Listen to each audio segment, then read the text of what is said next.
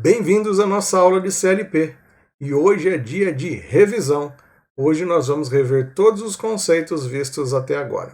A gente começa relembrando lá como é que surgiu o CLP, né? O CLP surgiu na indústria lá por 1968, os primeiros experimentos. Ele se consolidou mesmo na indústria na década de 70, onde a automação que era feita com comandos acabou sendo substituída pelo uso do CLP, que fornece uma vantagem em relação aos comandos, porque quando eu precisava trocar uma aplicação lá na indústria, eu precisava trocar o comando, refazer o comando. Com o CLP, pelo fato dele ser programável, já não precisava mais substituir o comando todo. Bastava readequar o software e substituir ou colocar, adequar as entradas e saídas. Portanto, o CLP ele é um componente bem robusto, ele foi projetado para trabalhar no chão de fábrica, mas ele, como todo componente eletrônico, né, ele tem suas limitações nas saídas e nas entradas, né? Nenhum componente vai suportar um curto direto na sua saída ou uma tensão maior na entrada do que ele suporta, né? A definição acadêmica de CLP é que ele é um dispositivo eletrônico programável que pode substituir os comandos elétricos na automação industrial. Um CLP, pessoal, é construído basicamente de três partes: uma entrada, uma CPU e uma saída. E a apresentação é a mais variada possível. A gente tem aqui diversos modelos de CLP e diversos fabricantes. Nenhum é um melhor que o outro, mas a gente tem aí na indústria alguns nomes que são consolidados. O CLP ele funciona da seguinte forma: em seu interior eu tenho uma CPU, que é a unidade central de processamento, que conversa com as entradas, com o input, e com a saída, que é o output. Também coladinho na CPU, na unidade central de processamento, nós temos aqui uma unidade dispositivo de rede, que fornece gravação e comunicação. Eu posso simular em tempo real o que está acontecendo lá na planta, eu posso ler as entradas, ler a saída e verificar o que está ocorrendo em tempo real. Tem aqui uma área de memória, onde são usados para fazer o processamento e a gravação dos dados. Como é que um CLP trabalha, né? O CLP ele trabalha basicamente lendo as entradas, processando um programa na CPU e depois indo a saída. A comunicação de gravação é feita usando a comunicação RS485. Mas hoje a gente faz a comunicação usando basicamente uma USB de um computador e um conversor RS232 para 485. E aí a gente consegue gravar o nosso CLP. O CLP funciona internamente com um processo chamado varredura. Varredura é um processo contínuo de leitura das entradas, processamento do sinal e atualização da saída. O CLP fica num processo contínuo. Ele faz assim: lê as entradas, a entrada física, os sinais elétricos. E depois ele joga isso numa área que é chamada tabela de memória de entrada. Em seguida, o processador vai fazer a execução do programa em ladder normalmente. O que ele faz? Ele executa as lógicas para realizar as tarefas e os cálculos matemáticos necessários. Depois ele vai atualizar uma tabela chamada tabela de área de memória de saída. Ou seja, continuamente ele vai fazendo isso, atualiza a memória de saída, que depois é enviada, na verdade, para as saídas físicas e depois volta a executar a leitura das entradas. Então ele fica nesse ciclo: lê as entradas, executa as lógicas e realiza os cálculos matemáticos, atualiza uma tabela de memória, que por sua vez atualiza a tabela física dos sinais elétricos na saída e repete esse ciclo continuamente. Esse ciclo contínuo de leitura das entradas, processamento do sinal e atualização das saídas é chamado de varredura. Um CLP ele pode ser programado de pelo menos 5 formas diferentes. Nós podemos citar aqui a Ladder Diagram, ou LD, a Instruction List, ou IL, lista de instruções, a Structured Text, ou ST, texto estruturado, e Function Block Diagram, ou FBD, bloco de funções funcionais, né? Diagrama de blocos funcionais, e ainda a SFC, a Special Function Chart, ou sequenciamento gráfico de funções. Nenhuma delas oferece uma vantagem em relação ao seu projeto final. Vai de gosto do programador, aquela linguagem que ele mais souber, mais se adequar. Mas apenas a eficiência do programador é que vai fazer a diferença, seja mais rápido numa linguagem ou numa outra linguagem na questão da produção do software. Mas a forma preferida é a ladder, porque ela é o ladder, né? Porque ela é derivada lá de comandos elétricos, então é de simples entendimento. Os símbolos básicos utilizados na linguagem ladder, a gente pode, a partir desses 3 símbolos mostrados aqui na tela, a gente pode começar a construir os nossos diagramas ladders. O primeiro símbolo que a gente vê aqui é o símbolo de botoeira NF ou entrada de contato NF. O símbolo ladder é esse que está sobre o quadrado vermelhinho aqui e representa um contato normalmente fechado. O outro símbolo que a gente pode ver aqui é o símbolo de botoeira ou entrada NA. Ele é representado com esse símbolo que está aqui em vermelhinho, no quadradinho menor aqui. E a saída, né, é uma bobina ou contator, representado por esse símbolo que está em vermelhinhos aqui. Ou seja, uma entrada normalmente fechada, são 2 barras paralelas com um traço cortando ela. Uma entrada normalmente aberta são 2 traços e uma bobina ou contator representado aí por parênteses, né? Abre parênteses, fecha parênteses. Vamos então relembrar como é que a gente faz um programa o mais simples possível, né? Como é que eu transformo um comando elétrico em um esquema ladder? Simples. Vamos imaginar aqui esse comandinho simples aqui, composto por uma botoeira normalmente aberta e uma contatora aqui.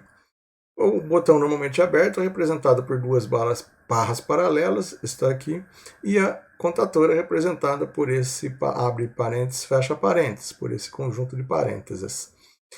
Então pronto, o que estava aqui numa coluna torna-se uma linha de programação ladder. Olha aqui, se o botão fosse fechado, eu representaria desta forma. 2 barras paralelas com um traço, um parênteses, abre parênteses, fecha parênteses. A lógica é a mesma do comando. No primeiro caso aqui, se eu usar um botão NA, ao colocarmos a entrada do CLP em nível lógico 1, acionamos a saída que é 0. É isso que está escrito nessa linha aqui. Ao acionarmos a entrada I0, iremos colocar nível lógico 1 na saída. Por outro lado, né, o botão NF, ao colocarmos a entrada I0 em nível lógico 1, nós desacionamos a saída. Ou seja, ao pressionarmos o botão, a saída desliga. Então, se eu usar um contato do tipo aberto, eu vou pressionar o botão liga a saída, se eu soltar o botão desliga a saída. Se eu usar um contato no momento fechado, ele vai ficar o tempo todo ligado e se eu pressionar a saída, desliga. Como é que a gente fez o nosso primeiro selo? Lembrando lá de comandos, o contato de selo é aquele contato normalmente aberto da contatora que fica em paralelo com o botão que a botoeira liga. Então aqui como exemplo vou usar esse esquema de comando. Aí eu vou fazer uma associação entre cada símbolo do esquema de comando e cada símbolo aqui no diagrama.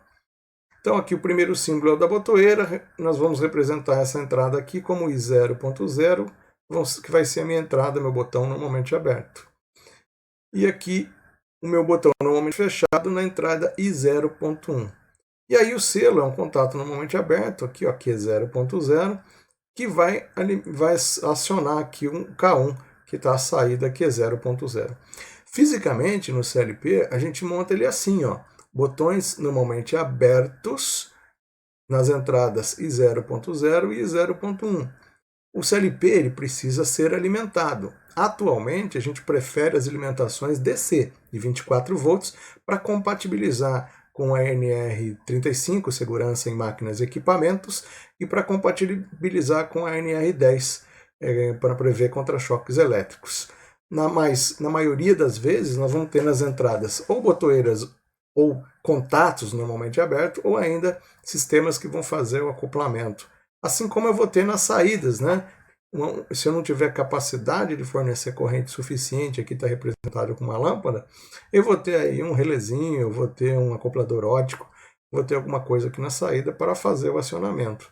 Então é necessário que a gente alimente esse circuito, alimente as botoeiras com 24 volts e alimente aqui esse contatinho que vai estar aqui na saída, né? Importante, as entradas vão receber sempre contatos NA, excetuando quando for um botão de emergência, onde a norma diz que deve-se interromper a alimentação do sistema. Então, botão de entrada de emergência, o botão vai ser normalmente fechado. De qualquer forma, o CLP vai fazer a varredura, vai ler os sinais da entrada, vai processar internamente aqui na lógica e depois vai atualizar as saídas, executando lá a varredura que a gente já viu. E como é que fica então a ligação física, né, nos CLPs comerciais? Nos CLPs comerciais, eu tenho o que a gente chama de cartões. Então, olha nessa figurinha aqui, eu tenho basicamente os 4 primeiros cartões aqui, são a CPU, a fonte e o módulo de comunicação, os módulos de comunicação. Depois eu tenho aqui os cartões de entrada e saída, cartões de I/O. Os cartões de entrada e saídas são denominados pelos números 0, 1 e 2. Então, no cartão 0, eu vou ter 8 saídas, ou 8 entradas. No cartão 1, eu vou ter 8 entradas ou 8 saídas. Então, a gente nomeia os cartões em função da sua posição do slot, 0, 1, 2 ou 3, e em função da qual é o índice na saída. Então, por exemplo, um CLP que tenha 4 entradas, vai ter a I0, a I1, a I2, a I3, a I4. Né? E cada uma dessas entradas vai ter o índice 1, 2, 0, 1, 2, 3 e assim por diante. Então, se eu olhar lá no CLP, está escrito assim, I1.2, significa que essa entrada está no cartão 1 e no segundo slot de conexão. Ele também é maleável. Olha essa segunda figurinha aqui, ó. Eu posso colocar aqui módulos, né, de entrada ou saída conforme vai a minha necessidade, aumentando ou diminuindo o tamanho. Então, por exemplo, vamos dizer que eu tenho que aumentar as saídas, eu coloco lá um cartãozinho. E se esse cartãozinho, né, tiver indicado, a gente colocar lá, por exemplo, Q2.3. O que significa Q2.3? Que essa saída é a saída do cartão 2 e é no índice 3 lá, a terceira saída do cartão 2. É assim que é um CLP comercial. Nós vamos trabalhar com o simulador e a primeira brincadeira que nós vamos fazer, que nós fizemos lá, foi o exemplo de uma partida direta, relembrando lá como é que era o selo em comandos. Né? A partida direta é muito simples lá, é composta por um motor e aí uma contadora que vai ligar esse sisteminha aí, com 2 botoeiras. Uma botoeira liga, uma botoeira desliga e um botãozinho de emergência. Para simplificar o nosso exemplo aqui, nós não vamos falar agora da emergência e do relé térmico, vamos ficar só no nosso exemplo do selo. Então, como é que funciona? Vamos converter. Ó. Primeiro botãozinho aqui é aberto, ó, e eu vou colocar aí na entrada I1. Em paralelo com ele tem um contato de K1 aqui. Então, se eu olhar aqui, ó, I1 é o botãozinho, B0, Q1 aqui vai fazer o selo. Depois eu tenho um contato fechado aqui, ó, uma botoeira fechada, eu vou colocar um contato fechado, I2 aqui do CLP, e finalmente a sua saída, Q2. Então aqui eu montei um selo desliga dominante. Né? Se eu energizar simultaneamente a entrada I1 e a entrada I2, a entrada I1 fecha, a entrada I2 abre. Então nesse caso aí, em caso de energização simultânea das entradas I1 e I2, eu não tenho acionamento da saída. Esse tipo de selo é chamado selo do tipo desliga dominante. Se eu for implementar uma partida direta do jeitinho que deve ser, ainda preciso implementar a emergência e o relé térmico. Então nós voltamos a analisar agora o esquema ladder, pensando agora no botão de emergência, que é um contato normalmente fechado, e no relé térmico, que é também um contato normalmente fechado. A gente tem uma vontade imensa de colocar aqui no ladder um contato normalmente fechado para o botão de emergência e um contato normalmente fechado para o relé térmico. Mas se você pensar friamente, esses caras vão estar o tempo todo acionados. E se eu colocar um contato normalmente fechado aqui, o que vai acontecer é que ele vai abrir. E aí ele não vai colocar sinal elétrico na linha. Não fechando a linha ladder, não consigo executar o programa. Então tem que ser o contrário. Se esse cara vai estar o tempo todo fechado, essa botoeira vai estar o tempo todo fechado, ela tem que ser um botão normalmente aberto. Se esse relé térmico eu usar o contato normalmente fechado 9596, eu também preciso utilizar um botão normalmente aberto. Então agora, vamos acrescentar aqui ó, ao nosso selo, né? Olha lá, o stop, o start, o selo aqui, ó, aquele que a gente já viu no slide anterior, nós vamos acrescentar aqui a emergência na 0.0 e o relé térmico na 0.1. Então aí o botão de stop vai para 0.2 e o botão de start vai para 0.3, montando aí assim o selinho e fazendo aí toda a programação em ladder. Como o clique 02 é um relé programável, ele é um micro CLP, nós precisamos fazer aí algumas alterações nesse meu programa, porque o clique 02 tem uma limitação de 4 elementos na linha ladder. Para resolver esse problema, nós vamos usar aí uma memória auxiliar, nós vamos usar aí uma memória chamada M1. Então, olha só, nós vamos quebrar essa linha em duas linhas. Né? Primeira, então começo lá. Coloco 3 elementos, na verdade, os botões, né, que são o emergência, o relé térmico e o stop, na primeira linha ladder. E aí coloco ele numa memorinha, num contato aí auxiliar. Esse contato não vai gerar nada na saída, ele vai ser um bit interno ao CLP. Depois eu pego esse bit interno ao CLP, esse bit de memória 1 aqui, esse contatinho auxiliar, e coloco aqui no meu selo um botão aberto do Start lá em paralelo com o selo da saída. Então essa é a forma de implementar usando o clique 02 da VEG. Falando de selos, né, nós precisamos falar do selo do tipo liga dominante. Ele não é utilizado na maioria das vezes por ser inseguro, mas em determinadas aplicações eu devo usar um selo do tipo liga dominante. O selo do tipo liga dominante, ele é diferente do selo desliga dominante. No selo desliga dominante, em caso de acionamento simultâneo das entradas, o comando desliga a saída. Já no selo liga dominante, em caso de acionamento simultâneo das entradas, ele vai ligar a saída. Ou seja, é um selo do tipo liga dominante.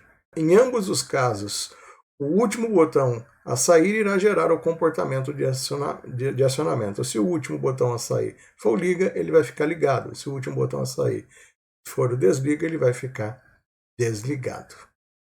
Uma outra partida que a gente usa bastante na prática e que a gente pode levar para dentro do CLP, foi uma das propostas da nossa aula, foi a partida direta com reversão intertravada. O esquema de comando é esse mostrado aí, a gente está relembrando aí o intertravamento. Né? O intertravamento consiste em um contato normalmente fechado que fica sobre a bobina de K1 aqui. Então, o K1 está aqui, em contato normalmente fechado da bobina que eu desejo intertravar, de K2. Se eu tenho K2 aqui, eu tenho um contato normalmente fechado da bobina de K1. Então, em cima de cada bobina, eu coloco um contato normalmente fechado da bobina que eu desejo fazer o intertravamento. O intertravamento ele impede a entrada simultânea dos contatos, dos contatores K1 e K2. Ou entra K1 ou entra K2. Na linha ladder, como é que fica isso, né? Se eu transformar aquele diagrama lá em ladder, eu vou ver que aparece aqui 2 vezes o I3. Na linha 1 aqui e na linha 3. Da mesma forma que aparece lá no comando. Porém, eu posso olhar essas duas linhas e simplificar esse esquema, né? Posso trocar o I3 de lugar aqui, colocar ele na entrada aqui, ó, normalmente fechado, e colocar a partir desse contato 2 selos. Veja aqui, ó, selo Q1, selo Q1, Q2, Q2, ou seja, esse Q1 aqui embaixo, em paralelo com o I1, representa o selo de Q1. E esse I2 aqui, ó, em paralelo com Q2 aqui, representa o selo de Q2. E aí o intertravamento fica claro, ó, um contato normalmente fechado de Q2 antes de Q1 e um contato normalmente fechado de Q1 antes de Q2. Então essa é a forma com que eu faço o intertravamento.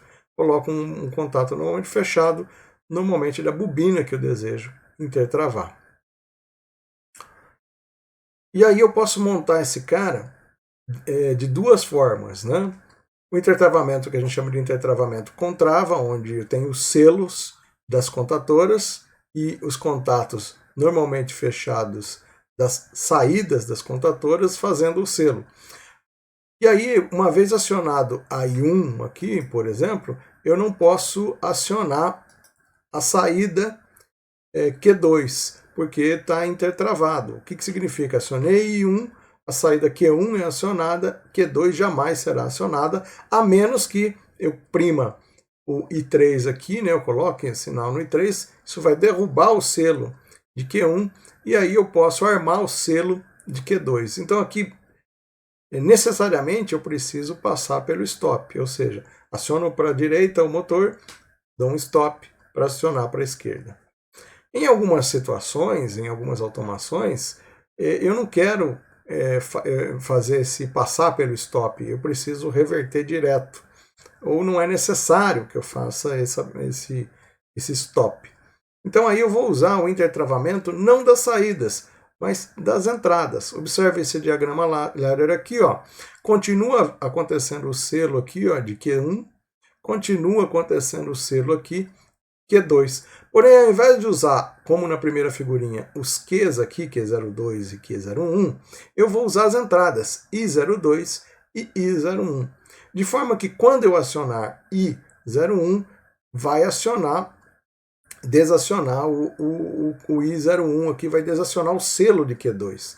Quando eu acionar I02 aqui, ó, o I02 aqui vai desacionar o selo de Q1. Então agora eu não preciso pulsar o botãozinho de stop, eu não preciso premir aqui o I3. Eu vou poder acionar uma contatora aqui acionada por Q1 ou acionar uma contatora acionada por Q2 e nenhuma delas vai entrar simultaneamente. Nem Q1 vai entrar com Q2 e nem Q2 vai entrar com Q1. E se eu pressionar simultaneamente os botões I1 e I2, esses dois caras aqui nesse círculo vermelho vão acabar abrindo e fazendo com que a saída aqui não seja acionada. Esse tipo de selo é chamado de intertravamento. Selo não, desculpe. Esse tipo de intertravamento é chamado de intertravamento de contatos ou intertravamento de botões. Numa partida de comando de reversão, né, eu uso os intertravamentos de contatores, né, o intertravamento de bobinas. Então, uma partida direta usando reversão é uma partida intertravada. Eu posso definir essa partida como um duplo selo intertravado. Veja aqui, ó, Q1 aqui faz o selo com Q1 aqui. Q2 aqui, ó, faz o selo com Q2 aqui, portanto, dois selos. E os botões, os contatos normalmente fechados aqui, ó, Q2 insere com Q1, Q1 insere com Q2 aqui, fazem o intertravamento de Q1 e de Q2. E eu ainda tenho aqui o botão desliga. Então assim fica a partida direta com reversão intertravada. Dá um pulinho lá no simulador, tenta montar esse circuitinho, verificar se ele funciona. A diferença é que lá eu vou precisar modificar, eu vou precisar repetir aqui, ó, o I2, hein? Por quê? Porque eu só posso ter 4 elementos por linha. Então provavelmente você não vai conseguir fazer essa derivação aqui, você vai ter que colocar um I2 aqui, ó. Tenta lá montar, ver se funciona. Outro assunto que a gente viu aqui durante as aulas foi o uso de tabelas de memória. A gente viu no conceito de varredura que a gente faz a leitura das entradas, o processamento atualização das tabelas de memória e em seguida pego a saída de memória e atualizo os sinais elétricos. Nós não vamos trabalhar com os sinais elétricos sendo atualizados, nós vamos trabalhar apenas com as memórias internas ou memórias auxiliares, ou seja, a gente executa todo o processamento e depois eu pego o processamento pronto e mando para a saída.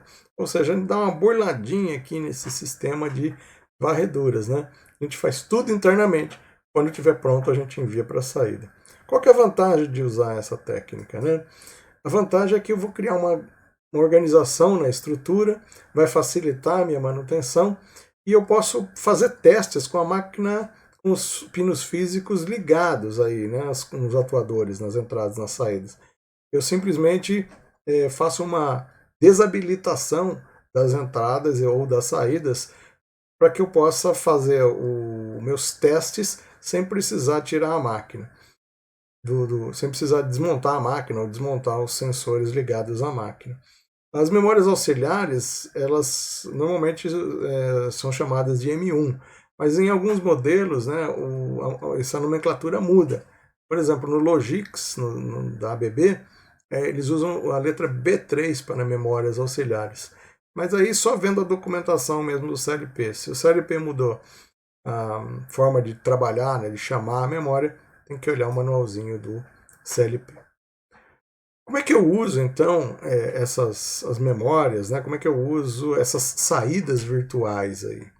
Você faz o programa igualzinho um comando, só que ao invés de colocar os contadores das saídas, né, o Q1, Q2, enfim, eu não coloco os Qs, eu coloco em seu lugar o M. Então vamos ilustrar com o comando que a gente acabou de fazer. A gente acabou de fazer aí o comando da reversão.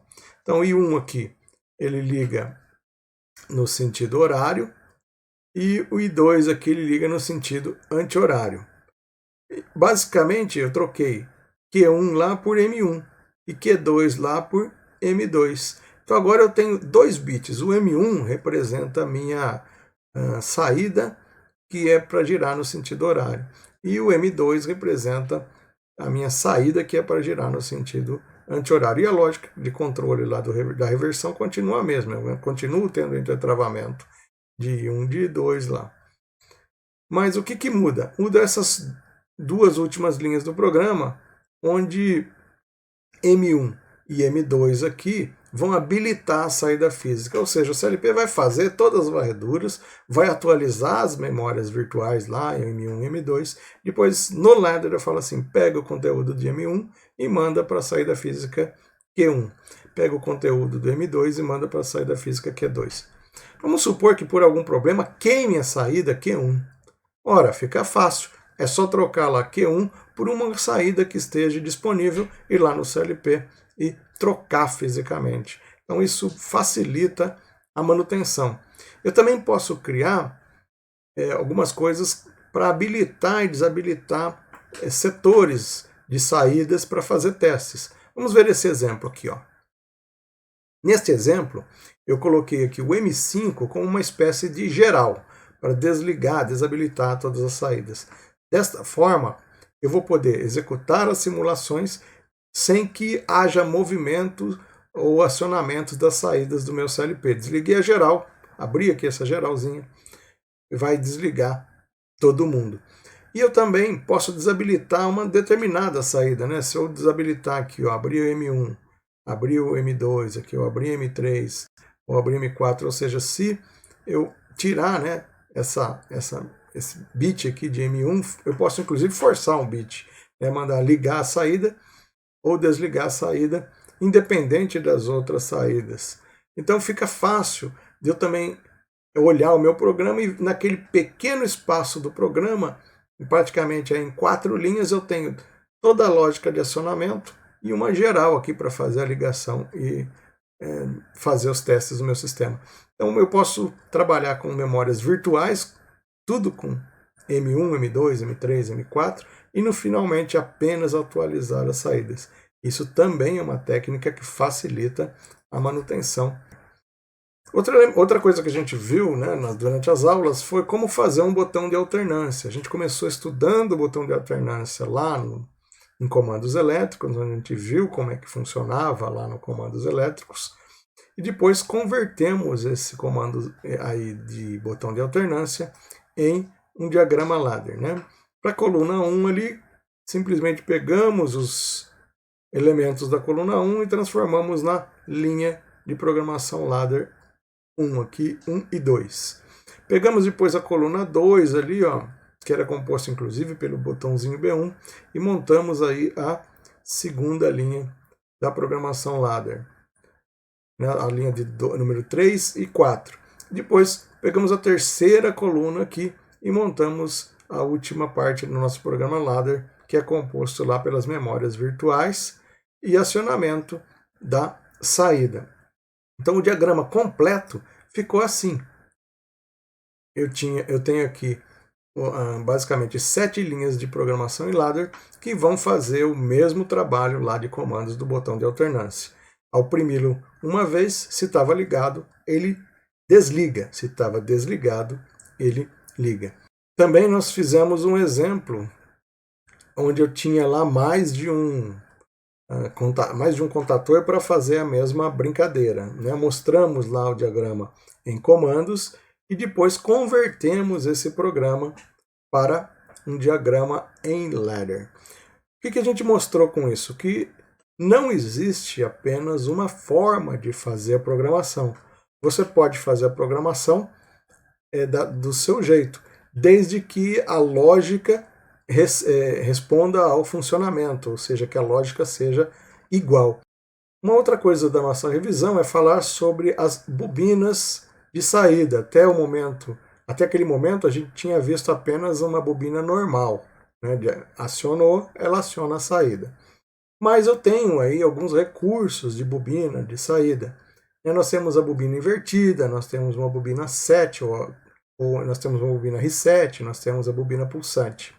A bobina pulsante ela não tem obrigatoriedade em todos. A maioria dos CLPs tem, mas os mais antigos, principalmente, não tem a bobina pulsante. A gente tem que construir esse cara a partir de um arranjo lógico. A bobina 7 é também chamada de bobina latch, que significa trava, e a bobina reset é chamada de bobina unlatch.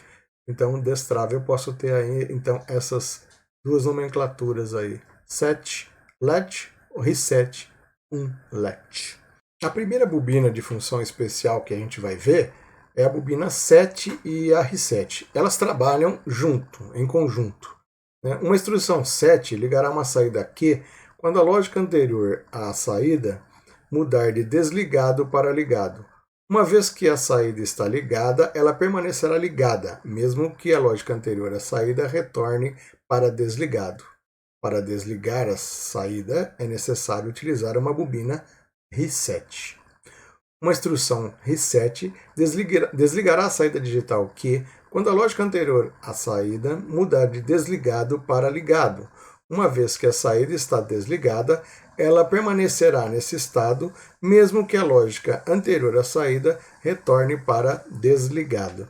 Uma forma de testar essas duas bobinas é montar esse circuitinho assim. Coloque aqui na I1 a saída Q1 de bobina LET e em I2 aqui a saída Q1 de bobina unlet. Ela vai se comportar como se fosse um selo, onde I1 liga e I2 desliga. A única ressalva que a gente faz quando se usa a bobina LET em I1 LET é que em alguns modelos de CLP essas bobinas elas vão se manter acionadas ou desacionadas quando ocorre queda de energia. Então, por exemplo, se um CLP você usar ele como selo, e de repente acabar a energia e a bobina estava ligada. Ao retornar, ela vai causar um acionamento da saída, e isso pode ser perigoso. Então vale a pena dar uma olhada na documentação do CLP e ver se a sua bobina reset, né, a bobina LET e unlet, ela é retentiva após a desenergização do sistema. E aí você vai tratar o seu programa ladder de acordo com a sua necessidade. Se for o caso, não usar a bobina LET e unlet para fazer o acionamento. Então já propus aí o circuito de teste, né? O primeiro aí, você usar I01 para acionar Q1 e a I02 para acionar Q2. A gente vai fazer aí imitar um selo, né? Um set e um reset. Eu também posso usar em conjunto, né, com a memória, e aí eu posso acionar várias saídas. Então, olha aqui o exemplo. Faço um selinho usando a memória lá, o contato auxiliar de M1, e aí M1 vai acionar diversas saídas. Então é especialmente interessante usar esse tipo de arranjo, onde eu combino aí o conceito de contato auxiliar ou memória auxiliar virtual aí, fazendo um set ou reset nas memórias auxiliares e assim a memória auxiliar acionar todas as saídas.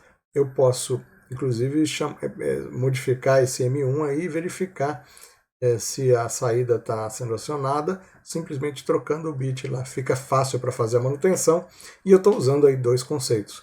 O conceito de bit auxiliar de memória e o conceito de bobina LED. Outra bobina especial é a bobina Pulse, ou flip-flop. Alguns modelos de CLP não possuem esse tipo de bobina. A maioria dos CLPs modernos possui. É uma instrução de saída de pulso, ou flip-flop, que altera o estado lógico de uma saída digital que, quando o contato anterior à sua saída mudar de desligado para ligado, se comporta como um botão de alternância. Então, quando eu não tenho essa função, eu posso montar aquele esquema que a gente já viu aí na revisão, que é o botão de alternância. Ele funciona da seguinte forma: se ela estava ligada, ele desliga. Se ela estava desligada, ele liga. A única ressalva que a gente faz aí é verificar se ela não é retentiva, porque ao desligar o CLP, pode ser que no retorno ele volte energizado. Para testar é muito simples, você pode usar o exemplinho da figura 1 aqui, pulsando diretamente uma saída do CLP, ou ainda usar aqui a I1 para acionar uma memória auxiliar, e aí sim a memória auxiliar pulsa, e eu vou usar o conceito de memória auxiliar para acionar várias saídas simultaneamente. Outro exemplo que a gente viu é o uso de temporizadores. A gente usa bastante temporizadores na automação de elétrica para fazer partidas de motores, para automatizar máquinas. São exemplos de utilização do temporizador: partida estrela-triângulo, a implementação de um semáforo, a implementação de uma máquina de café. E o Click Edit possui 7 modos de trabalho do temporizador. São 31 temporizadores, ou seja, eu posso usar 31 vezes, só que eu posso usar em 7 modos de trabalho diferentes. Só que, na verdade, pessoal, na prática, a gente acaba usando 3 modos. Né? O temporizador na energização, e o temporizador na desenergização e no modo oscilador. Por isso, eu vou relembrar esses 3 modos que são os mais importantes e que a maioria dos CLPs possuem. A forma de a gente configurar um temporizador é numa tabela que a gente chama de parâmetros de configuração. A tabela modifica de fabricante para fabricante, mas basicamente ela tem que ter a base de tempo, o valor do temporizador, o tempo atual e qual é o temporizador que eu estou utilizando. Essa é a tela do clique e nós vamos usar ela para fazer a configuração. Para configurar é muito simples, a gente tem um menu drop-down, usa lá o menu e coloca ele para colocar no modo 1. O modo 1 é o modo de temporizador na energização, a gente chama de TON, Time to On, Timer to On. O que é um Timer to On? Ele, ao ser energizada a linha, enquanto o botão estiver pressionado, ele fica contando o tempo. Se o botão ficar pressionado por um tempo superior ao tempo pré-setado, ele vai acionar a saída. A gente pode fazer os testes aqui usando esse exemplinho aqui, onde eu aciono uma entrada I1 aqui e aciono o temporizador. E aí o contato do temporizador aciona a minha saída. Ou ainda posso testar o meu temporizador usando nesse exemplo 2 aqui, onde a minha entrada I1 aciona o temporizador, mas ao mesmo tempo aciona aqui a minha saída Q1. E o contato do temporizador vai acionar a saída Q2. Ou seja, a saída Q1 indica que o temporizador foi energizado e a saída Q2 indica que já decorreu o tempo presetado no temporizador. O outro modo de trabalho é o temporizador no desligamento, o TOFF, Timer to Off. Ou seja, o parâmetro de configuração é o mesmo, vai ser o modo de configuração vai ser o modo 3. E aí eu vou colocar aqui uma linha de temporização. Aciona aqui o I1 vai acionar o T1 vai acionar a minha saída de trabalho. Vamos agora, então, unir um temporizador tom e as bobinas 7 e reset que a gente acabou de ver nos slides anteriores. A proposta é: faça um diagrama ladder que, ao receber o pulso da botoeira ligada à entrada I01, aguarde 5 segundos para acionar e, depois de acionado, permaneça assim por 3 segundos. Depois desligue. Como é que fica o ladder para fazer isso? Simples. Eu vou acionar aqui uma entrada I1, vou usar a técnica de memória e vou acionar aqui o M1, só que na modalidade bobina 7. Pois pego aqui o M1, aciono o meu primeiro temporizador. Esse temporizador é aquele temporizador de 5 segundos. Então a gente deve configurar esse temporizador para 5 segundos. Esse temporizador vai acionar a saída Q1. E a própria saída Q1 aciona aqui o temporizador 2, que deve ser de 3 segundos. Uma vez acionado, vai permanecer assim até usar uma bobina reset. Ou seja, o temporizador 1 é acionado pela bobina 7 e o temporizador 2 vai desacionar a saída com a bobina reset. Então aí eu juntei agora vários conceitos. Primeiro conceito de bobina 7, bobina reset. Agora, usando o tom, temporizador on, para fazer aí a produção de um timer com tempos determinados. E aí eu posso ajustar os tempos de ligado e desligado. Usando então os conceitos que a gente viu, os conceitos de bobina 7, bobina reset, das entradas de emergência e de relé térmico, eu posso montar aqui o nosso diagrama ladder, usando aqui as bobinas e as memórias, né? Eu faço então o acionamento todo com memórias e depois eu atualizo a saída. Veja aqui, olha, nós montamos aqui o 7 usando aqui o M2 e depois o M2, o reset de M2 aqui. Então fizemos o programa todo usando o conceito de memória, usando o bobina 7 e o bobina reset. E aí o temporizador para acionar aqui as saídas, ora M3 e o conceito de intertravamento aqui, ó, T1 vai acionar M4 e M4 contato fechado em cima aqui da M5. Dessa forma, então, eu tenho que quando M3 será acionado, M4 aqui estará desacionado e vice-versa. Quando M3 estiver desacionado, M4 estará acionado. E aí eu atualizo, pego o conteúdo que está nas memórias virtuais e atualizo as minhas saídas físicas Q1, Q2, Q3. Também utilizo aqui a entrada I01, que é a entrada do relé térmico aqui, para fazer a sinalização de Q4. Dessa forma, então, em caso de sobrecarga, eu vou ter uma lâmpada piloto acesa lá no CLP, dizendo que, olha, o meu motor está em sobrecarga. A gente pode colocar lá no simulador todas as nossas aulas que a gente viu aqui, usando os nossos exemplos, e esse aqui não é diferente. Vamos então fazer aí, colocamos aí, pressione momentaneamente o I4, que será o nosso start. Você vai ver que Q1 e Q3 são acionados por 4 segundos. Decorrido 4 segundos, Q3 sairá e Q2 vai entrar. Se pressionarmos o botão Stop que está na entrada I3, as saídas serão desligadas. E por outro lado, se nós soltarmos o botão I2, lembra que o botão I2 de emergência tem que ser NF, as saídas serão desligadas. Ainda, se pressionarmos o I1, que é o relé térmico, as saídas serão desligadas e Q4 será acionada, dizendo que o CLP está em sobrecarga. Bom, nós vamos ficando por aqui. Nós fizemos a revisão aí praticamente de tudo que a gente viu durante essas aulas de CLP, que correspondem aí aproximadamente 10 encontros. Foi bastante coisa, foi bastante trabalho. Eu espero que você tenha aproveitado essa revisão das nossas praticamente 10 aulas, desses 10 encontros, e tenha relembrado os conteúdos importantes no seu estudo. Eu vou ficando por aqui. Um abraço para vocês e até o nosso próximo encontro. Tchau!